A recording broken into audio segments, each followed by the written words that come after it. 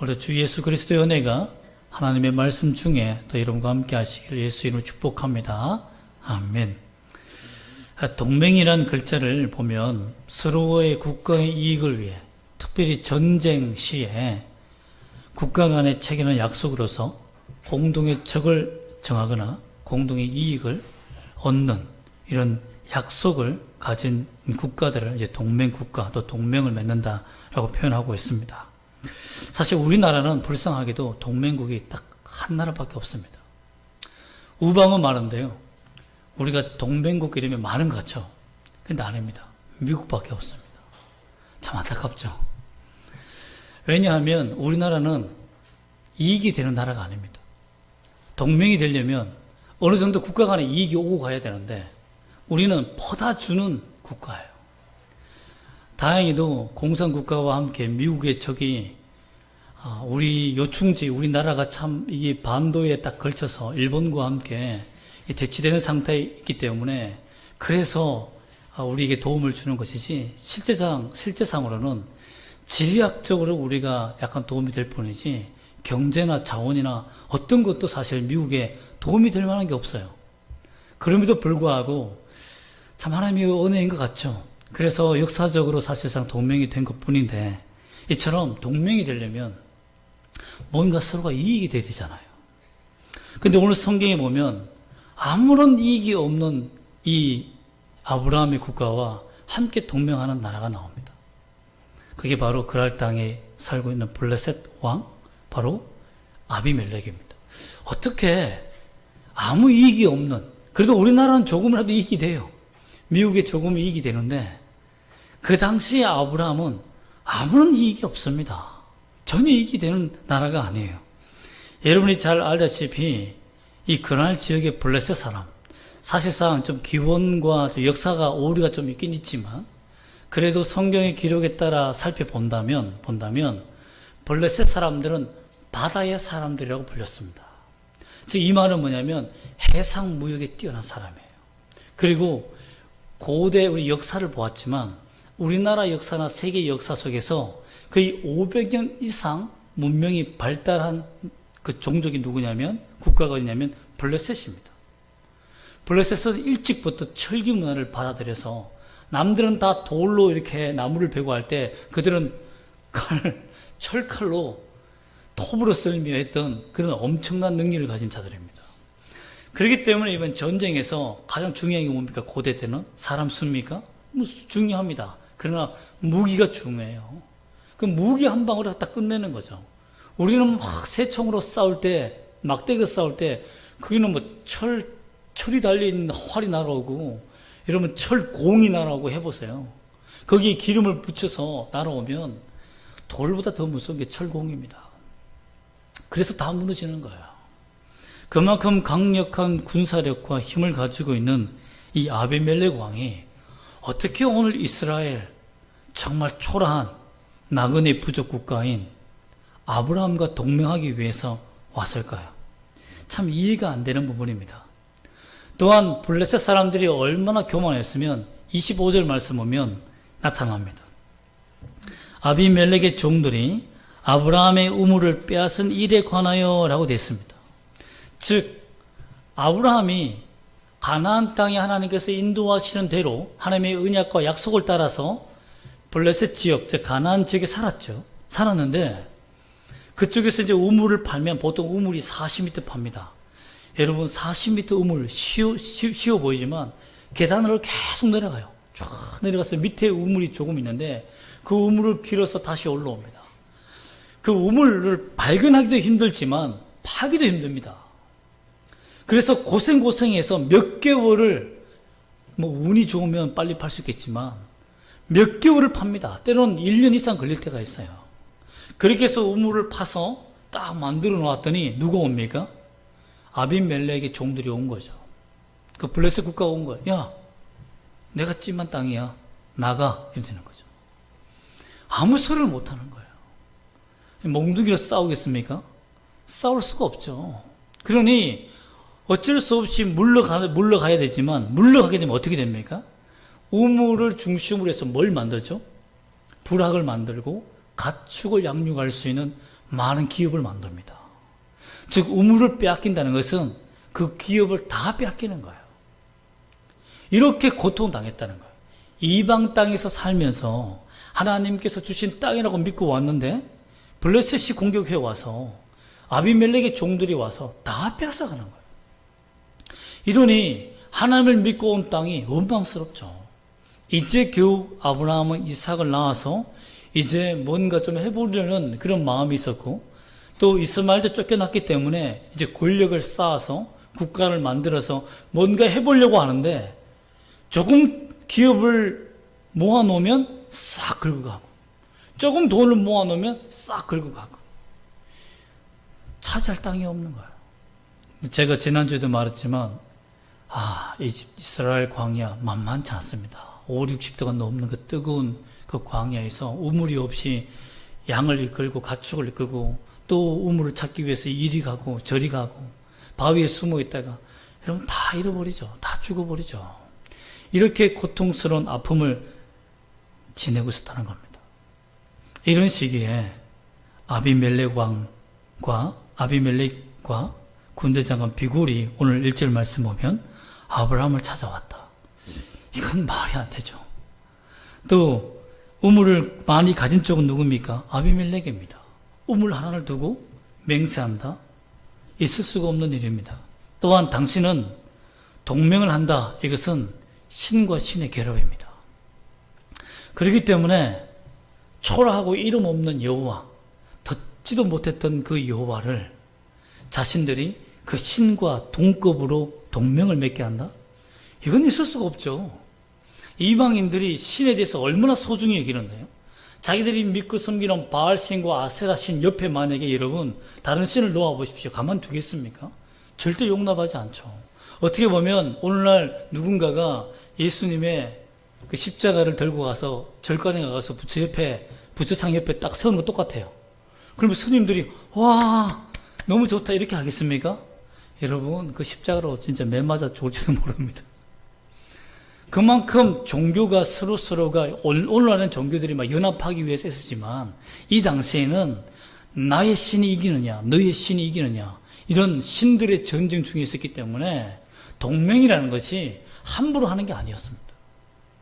이런 상황 속에서 동맹을 맺는다? 이건 정말 기적 같은 일이죠. 또 아브라함은 이런 아비멜렉의 종들로 인해서 그 기업이 점점 줄어들어가고 있었기 때문에 결국 국가의 존폐가 달린 아주 위기 순간이 있었죠. 여러분 생각해 보세요. 부도가 나기 직전에 있는 기업과 병합을 한다? 그 기업을 받아들인다? 합병을 한다? 가능합니까? 내가 큰 기업이 그 기업을 잡아먹기 위해서는 가능하지만 같이 어떻게 동력자가 되어서 어떤 같이 일을 하며 사업하는 그런 일을 할 수 있겠습니까? 못하죠. 쓰러져가는 국가와 동맹을 한다? 여러분 아무 이익이 없는 국가와 강대국이 동맹을 한다? 여러분 절대 있을 수가 없는 일입니다. 그런데 어떻게 이렇게 심각하고 무너져가는 나라에 아비멜렉이 동맹을 하러 왔는가라는 겁니다. 이것은 하나님의 역사가 아니고서는 있을 수 없는 일이었다는 겁니다.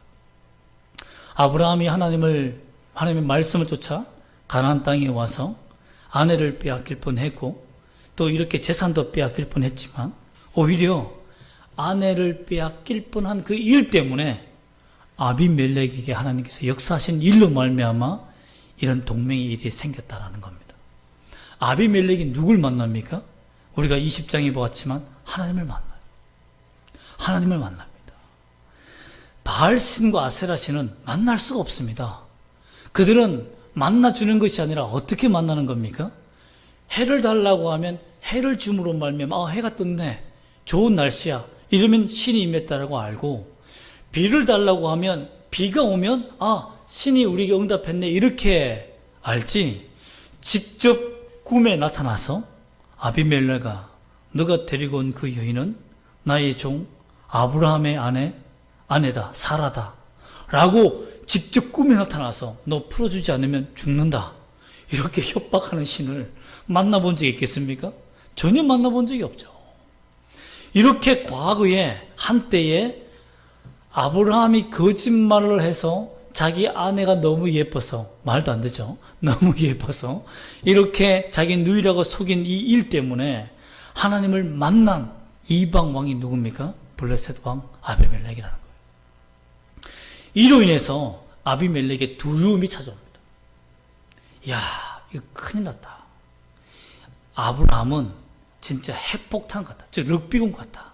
어디로 튈지 모르는 정말 럭비공 같은 폭탄이다. 왜 그랬습니까?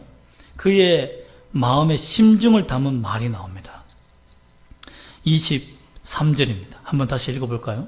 23절 시작. 그런즉 너는 나와 내 아들과 내 손자에게 거짓되이 행하지 아니하기를 이제 여기서 하나님을 가리켜 내게 맹세하라. 내가 내게 후대한 대로 너도 나와 너가 머무른 이 땅에 행할 것이니라. 이 말이 뭡니까? 지난번에 너 거짓말했잖아. 너희 아내 사라를 네 누이라고 거짓말하는 바람에 이 나라의 모든 출산하에서 이제 곧 애가 나와야 되는 해산하는 여인들이 애를 못 낳고 정말 출산하지 못해 죽을 지경으로 만들었지 않니? 그게 너잖아. 너의 거짓말 때문에 내 왕후가 죽을 뻔했고 내 아들도 죽을 뻔했고 다 죽을 뻔했다. 그러니 이 문제가 또 반복된다면 넌 용서할 수 없다. 그러니 너의 하나님이 나를 죽이려고 했는데 너 때문에 또 다 망할 수 있어. 또 재미있는 사건은 뭡니까? 아브라함이 거짓말 했음에도 불구하고 하나님이 그 거짓말 때문에 누구에게 재앙을 내립니까? 아브라함에게 재앙을 내려야 되는데 그걸 속은 당사자 아비멜렉에게 재앙을 내렸으니 얼마나 아비멜렉 왕은 기가 막혔습니까? 너 때문에 망하게 됐어. 그러니 그 두려움 때문에 아비멜렉이 동맹을 하러 왔다는 겁니다. 이런 것을 보면 하나님은 자기 백성이 부족하고 연약하고 어려움에 빠뜨려 믿음이 연약한다 할지라도 하나님께서 한번 부르시고 택하신 그 백성들은 책임지시고 훈련시키시며 인도하신다는 것을 우리가 알 수 있습니다. 다른 사람들 보면 너무 불공평한 신 아니야? 맞습니다. 우리 하나님은 정말 불공평하고요. 편애적이고요. 그렇습니다. 자기가 선택하고 좋아하는 사람들은 끝까지 책임지시지만 자기를 믿고 따르지 않은 백성들, 하나님이 버린 백성들은 정말 이렇게 억울하게 당하게 하는 일도 성경에서 나타납니다. 아비멜렉의 살 길은 그거였어요. 보이지 않는 바알신보다 아세라신보다 직접 내 눈앞에 나타난 여호와의 신과 동맹하는 것이 내가 살 길이다.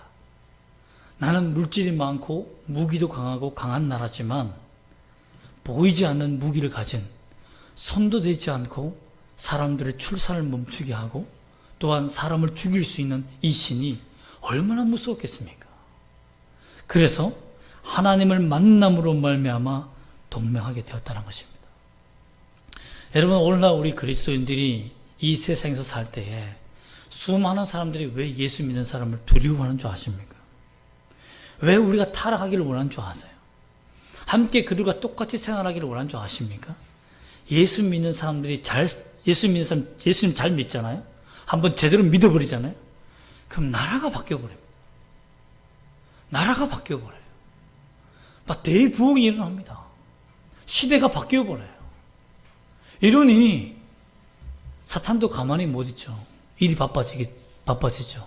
세상 사람들은요, 예수 믿는 사람 때문에 세상이 바뀌는 것을 어떻게 보면 두려워합니다. 저 사람이 예수를 틀림없이 망할 사람들이고 저렇게 살면 안 될 사람들인데 예수 믿고 잘 되는 사람들은 많은 뿐만 아니라 예수님 때문에 국가 자체가 바뀐 나라가 얼마나 많은지 모릅니다. 아프리카에서도요, 여러분, 케냐나 우간다에서도 처음에 초대 기독교가 들어왔을 때 다 무당들이 다 비웃었습니다. 뭐 예수 믿는다고 잘 되겠냐고. 다 우리가 무당해야 구대야 잘 되지. 귀신을 믿어야 된다고 했는데 예수를 믿고 난 다음부터 어마어마한 기적들이 일어나니까 그 우간다 전체가 그 나라가 예수 믿는 나라로 바뀌게 되고 케냐가 대도시가 변하는 역사가 일어나고 경제가 부흥하기 시작하며 자기 집 앞에 어느 순간에 어떤 사람들은 땅을 팠는데 다이아몬드가 발견되어서 부자가 되는 이런 역사가 일어나니까 그곳에 교회를 지으니까 사람들이 너무 어이가 없는 거예요. 그래서 예수를 믿겠다고 막 몰려오는 사람들이 많은 거예요. 여러분, 이렇게 예수 믿는다는 것이 사람들에게는 충격적인 겁니다. 하나님이 없어야 되는데 믿는 예수를 믿으면 놀라운 기적이 나타나니까 너무 놀라운 거예요. 당혹스러운 거예요. 저희 옆집에 있는, 제가 경북 영덕에 살 때 저희 이웃집에 사는 분도 제 친척 중에 한 분인데 한 무당이 그랬습니다. 야, 네 아들 20살 되면 죽는다. 20살 되면 죽으니까 굿을 해야 돼. 그리고 절대 절을 떠나면 안 돼. 근데 저희 아버지가 내가 책임질게. 교회 데려가자 해서 데려왔습니다. 그 20세 되는 날 무당이 죽었어요. 엄청난 일이 난 거예요, 그 동네에. 그러니까 복음이 엄청나게 전파된 거죠, 그 일 때문에. 여러분, 세상 사람들은 두려워합니다. 예수를 믿는 사람들이 예수님을 온전히 믿을까봐 두려워해요. 정말 하나님이 살아계실까봐 두려워합니다. 오히려 우리가 좀 피지 말 거 피고, 먹지 말 거 마시고, 좀 가지 말아야 할 거 가고, 이렇게 하면 세상 사람들이 좀 안심을 해요. 아, 주님 오실 때가 안 됐구나. 주님이 안 계시는가 보다. 안심을 하는데, 얘들이 정신을 차리고 열심히 신앙생활 하면요, 주위가 두려워합니다. 그리고 변화가 일어나면 무서워요. 왜? 주님 오실까봐. 주님 오실까 무서워해요. 그래서 제 지역 고향이 예수 믿는 사람들로 엄청나게 변화되고 부흥되는 것을 제가 경험한 것이 한두 번이 아닙니다. 여러분은 예수님 믿으면서 그런 기적이 없습니까? 여러분, 예수 믿는다는 건 쉬운 일이 아니지만 한번 믿고 나면 하나님께서 그 사람과 함께 하심이 얼마나 큰지, 얼마나 놀라운지 그들은 불안합니다. 오히려 아비멜렉이 오늘 보면 23절에 보면 아까 읽어봤지만 불안증 때문에 자기 신을 버리는 겁니다. 동맹이라는 것이 있을 수가 없죠. 바알과 아세라 신이 어떤 신입니까? 그 가나안 땅에서 가장 강력한 신인데 그 신 옆에 여호와를 섬긴다는 것은 그 신을 포기하는 것과 똑같습니다. 바알 신과 아세라 신은 무섭지 않다는 거예요. 하나님이 더 무섭다는 겁니다. 여러분, 이렇게 함으로 말미암아서 아브라함이 하나님이 직접 해결해 주심으로 말미암아 받은 복이 뭡니까? 아비멜렉의 종들이 빼앗아간 것을 다 가져옵니다. 아브라함이 화가 났어요. 뭐라고 말하냐면 25절에 보면 이렇게 말합니다. 아비멜렉의 종들이 아브라함의 우물을 빼앗은 일에 관하여 아브라함이 아비멜렉을 책망합니다. 여러분, 우리나라가 지금 조 바이든 대통령을 책망하는 거예요. 야, 동맹하면서 그렇게 돈을 많이 뜯어먹으면 되느냐 하면서 만약에 책망했다 합시다. 있을 수 있는 일입니까? 외교적 결례 아니에요? 있을 수가 없죠. 아직 연약하고 나약한 약소 국가가 강대국의 왕에게 책망하는 겁니다. 그만 뜯어먹어라, 그만. 이렇게 말한다면 이런 있을 수 있겠어요? 하나님을 믿기 때문에, 아브라함이 하나님의 역사와 하나님과 동행하며 하나님의 역사를 보았기 때문에 이런 자신감이 생긴 거예요. 예수 믿는 사람에 대해서 하나님이 어떻게 역사하시는지를 아브라함이 보았기 때문에 자신감 있게 말하는 겁니다. 피해 다 손에 배상해. 그전에는 꼼짝 못했다가 하나님께서 아비멜렉이 자기에게 동맹시키러 왔다는 것을 보고 아, 이 사람의 두려움을 간파한 아브라함이 하나님을 믿고 담대하게 말한 거예요. 다 갚아내. 그리고는 언약을 하는데요. 27절 말씀 한번 읽어볼까요? 참 재미있는 언약입니다. 한번 읽어보겠습니다. 27절과 28절 시작. 아브라함이 양과 소를 가져다가 아비멜렉이 주고 두 사람이 서로 언약을 세우니라. 아브라함이 7 암양 새끼를 따로 놓으니. 여러분, 피해자가 가해자한테 보상하는 거 봤습니까? 내가 너한테 실컷 두들겨 맞았는데 내가 맞은 보상금으로 네가 때렸는 것에 내가 보상액을 줄게 하며 돈 주는 사람 봤습니까? 없죠. 그런데 오늘 보면 가해자는 아비멜렉의 종이에요. 아비멜렉의 국가인데 그 보상액을 누가 지불하고 있습니까? 아브라함이 주는 겁니다. 이런 것은 뭐냐면요, 내가 암양과 소양 이 가축 빼앗긴 거 다 네가 빼앗은 것 같지만 실제적으로는 이 모든 암양과 새끼들은 하나님 것이라는 것을 선포하는 거예요. 왜 그러냐면 그 맹약과 언약을 7 암양 새끼를 따라 놓으면서 하나님 앞에 맹세하는 장면이 나옵니다. 그리고 이 지역을 브엘세바라고 31절에 이름을 짓습니다. 브엘세바. 우물과 7이라는 숫자인데요. 완전한 우물이라는 말입니다. 우물 한 개인데 왜 우물 7이라고 얘기했을까요? 하나님이 주신 우물, 완전한 수라는 거예요.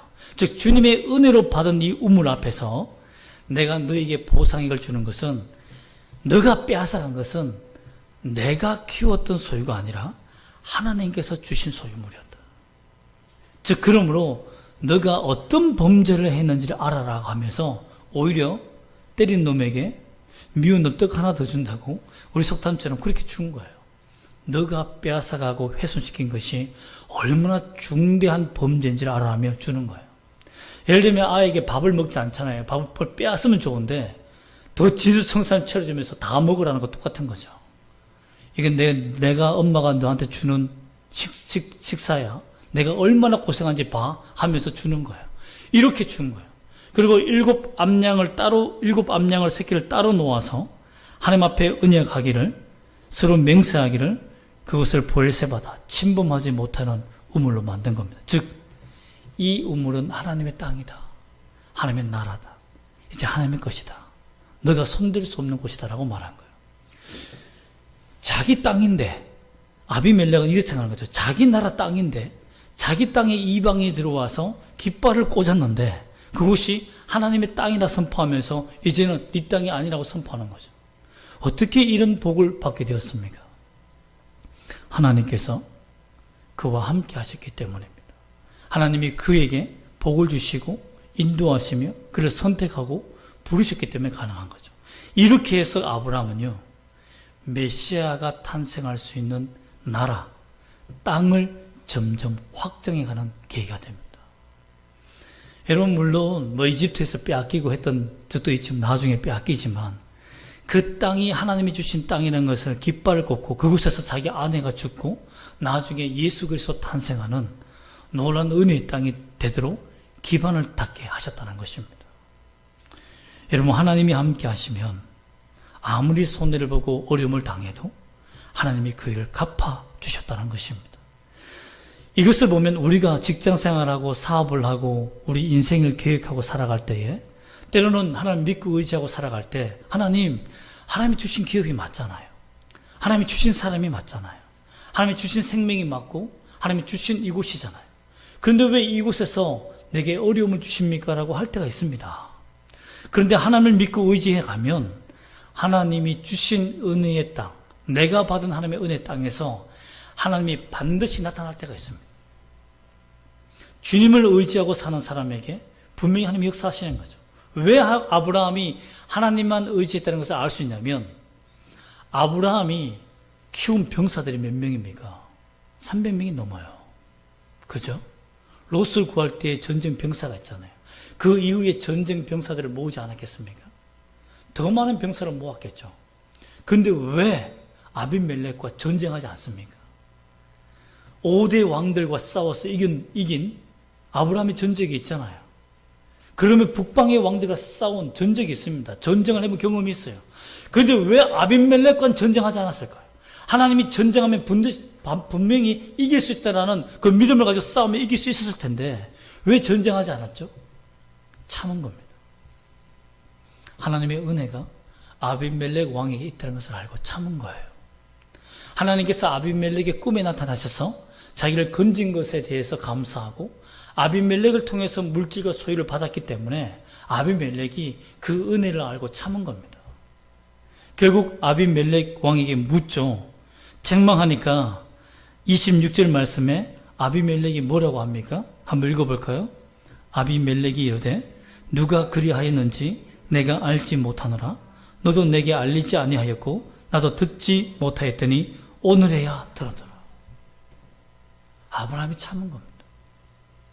이거 좀 빼앗겨도 괜찮아. 큰 기업을 잃어버렸지만 하나님께서 이루어 주실 거야. 해결해 주실 거야. 왜냐하면 아비멜렉을 손대게 되면 큰 전쟁이 일어나지 않겠습니까? 그럼 피해액이 너무 큰 거예요. 아브라함의 생각에. 그런데 아비멜렉에게 하나님이 나타나셔서 사라를 건드지 말라, 다 죽이리라 했던 그 하나님을 보았기 때문에 아브라함은 전쟁을 선택하지 않은 거예요. 하나님께서 내 피해액과 손해액을 다 갚아주실 거야 라는 믿음으로 참고 기다린 겁니다. 그랬더니 아니라 다를까 하나님이 아비멜렉에게 무엇을 주시오? 두려움을 임하게 한 거예요. 아브라함 무섭다. 아브라함과 함께하는 그 하나님이 무섭다는 생각이 들게 한 거예요. 그렇기 때문에 아브라함은 그래, 내 말이 맞았구나. 내 판단이 맞았구나.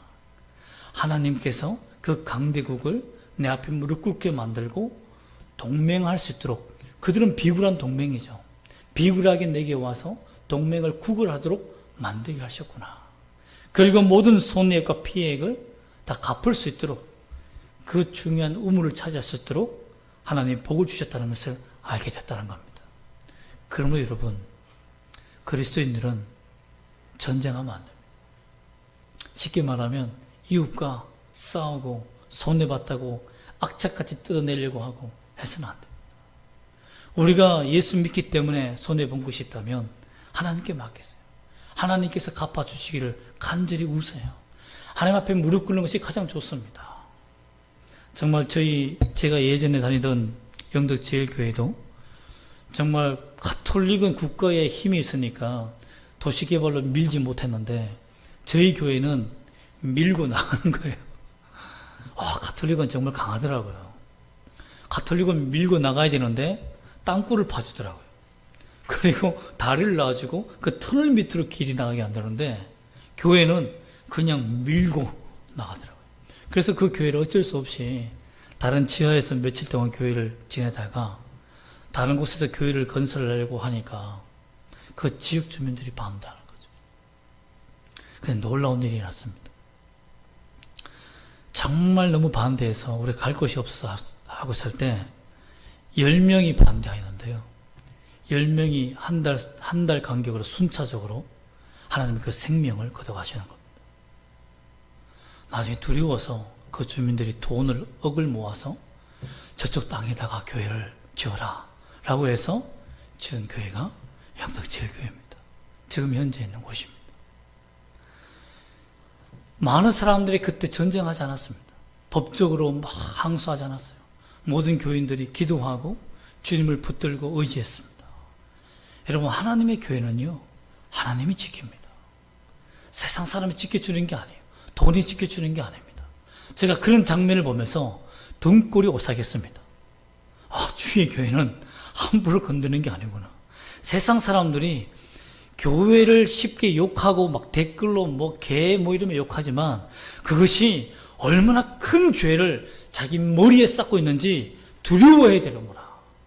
오히려 우리가요, 신앙생활을 잘해서 그들이 댓글에 교회는 너무 아름다운 곳입니다라고 칭찬하게 만들어야지, 우리가 괜히 잘못해서 그들이 댓글에 욕을 달게 만들면 결국 그들은 하나님 앞에 심판받게 되어 있습니다. 하나님이 살아계십니다. 여러분, 그러므로 하나님이 우리 기업의 가정의 주인 되게 해야 됩니다. 내 기업에, 내 삶에, 우리 교회에 하나님이 주인이 되어야 돼요. 사람이, 목사가 이 교회의 주인이 됐으면 그 교회는 망합니다. 그 교회는 하나님이 지켜주지 않습니다. 그러나 모든 교인들이 기도하며 무릎 꿇으며 이 교회가 주의 것임을 고백하고 여러분의 가정과 자녀와 기업이 주의 것임을 고백한다면 하나님이 그 기업과 가정과 교회를 지켜줄 줄 믿습니다. 다음 세대 여러분도 마찬가지입니다. 내 인생의 미래가 내 것이라고 주장하지 마십시오. 내 꿈이라고 주장하지 마세요. 나의 꿈이 하나님의 비전에 맞는가, 하나님의 뜻에 맞는가 고민해 보세요. 그래야 주님이 여러분의 인생을 책임져 주지 않겠습니까? 이런 아브라함의 역사 같은 놀라운 복이 여러분에게도 함께 있기를 소망합니다. 그러므로 여러분, 하나님이 우리의 동맹입니다. 세상 사람들은 강한 사람들끼리 이익이 되는 집단끼리 모여서 동맹을 하지만 하나님의 동맹 방법은 독특합니다. 오히려 자기 아들을 사탄에게 내어줍니다. 그리고 정말 아무 쓸모없이 폐기 처분하며 지옥불에 불쏘시개로 던져버려야 할 우리를 한 국가로 삼아주십니다. 나라와 제사장으로 삼아주세요. 왕같은 제사장으로 삼아주셨어요.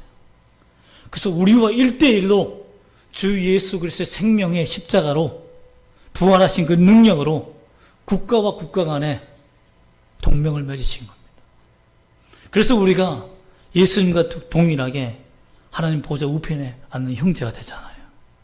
주님이 하나님의 보좌 우편에 앉으셨다는 것은 내가 주님 우리 예수님 우리 형이니까 그 옆에 앉는 거예요. 여러분, 그만큼 우리도 하나님의 아들로서 그 권세를 누리는 하나님 나라가 되는 동맹국이 된 겁니다. 아예 어떻게 보면 한국과 미국 이런 동맹이 아니라 한국을 미국이다라고 쳐주는 거예요. 여러분, 미국이 얼마나 좋습니까? 전쟁 나면 시민권자들은 다 배에 태워서 비행기 태워서 먼저 빼내잖아요. 우리 현성이는 우리는 여기 있는데 얘는 국가에서 데려갈지 몰라요. 독수리는 데려가잖아요. 근데 하나님의 나라는 그렇지 않다는 겁니다.